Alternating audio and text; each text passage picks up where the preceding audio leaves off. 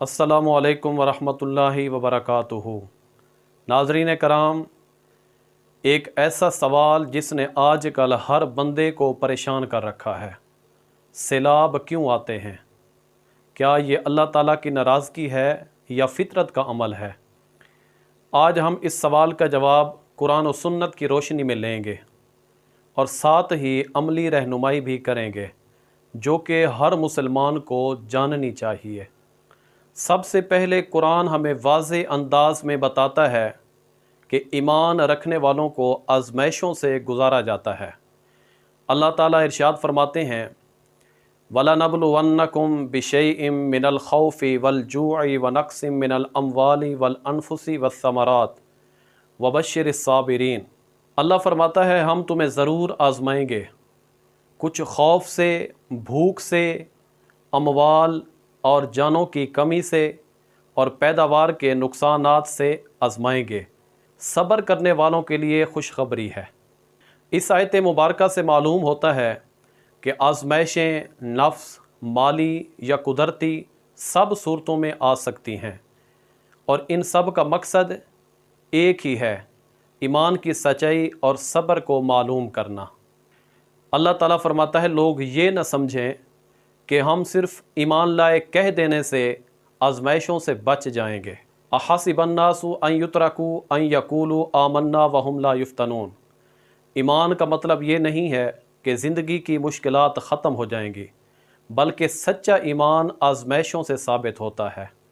قرآن مجید ہمیں بتاتا ہے حضرت نوح علیہ السلام 1000 برسوں تک اپنی قوم کو نصیحت کرتے رہے، پھر انہیں عذاب نے ڈھانپ لیا۔ یہ ہمیں یاد دلاتا ہے بعض اوقات پانی اور سیلاب اللہ کے حکم سے بڑے نتائج کا سبب بن جاتے ہیں، خاص طور پر جب امت مسلسل سرکشی کرتی رہے۔ لیکن یہ بھی جاننا ضروری ہے کہ اگر کوئی مسلمان مصیبت میں مبتلا ہو تو اس کا روحانی فائدہ بھی ہے۔ نبی اکرم صلی اللہ علیہ وآلہ وسلم نے ارشاد فرمایا جب کسی مسلمان پر مصیبت آتی ہے، چاہے بیماری ہو یا تکلیف، تو اللہ تعالیٰ اس کے گناہوں کو مٹاتا ہے، چاہے وہ پاؤں میں کانٹا چھپنے جیسی معمولی تکلیف ہی کیوں نہ ہو۔ اور اسی مناسبت سے ایک اہم دعا جو حدیث میں نقل ہے، جب کوئی بندہ مصیبت میں کہے اِنَّ لِلَّهِ وَإِنَّا إِلَيْهِ راجعون، اللہم اجرنی فی مصیبتی وَأَخْلَفْ لِي خَيْرًا مِّنْهَا، تو اللہ اسے اس مصیبت کا اجر دیتا ہے اور اس کے بدلے بہتر چیز عطا فرماتا ہے۔ اب ہم بات کرتے ہیں ہمیں بطور مسلمان، بطور کمیونٹی کیا کرنا چاہیے۔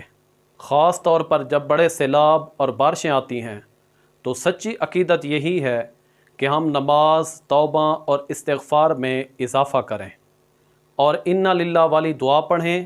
حدیث میں یہی طریقہ بتایا گیا ہے۔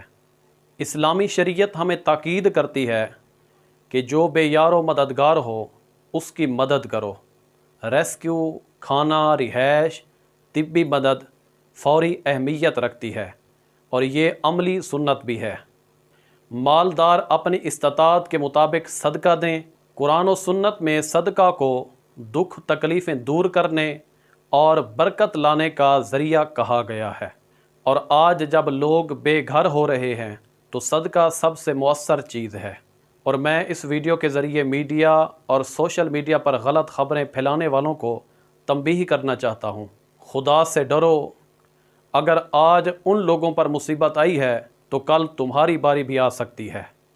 اگرچہ تم سیلاب سے محفوظ ہو، لیکن خدا کی طاقت بہت بڑی ہے، وہ جب چاہے جس کو چاہے مصیبت میں ڈال سکتا ہے۔ میڈیا، سوشل میڈیا پر غلط جملوں، غلط خبروں سے لوگوں کو مایوس نہ کریں، افواہیں نہ پھیلائیں۔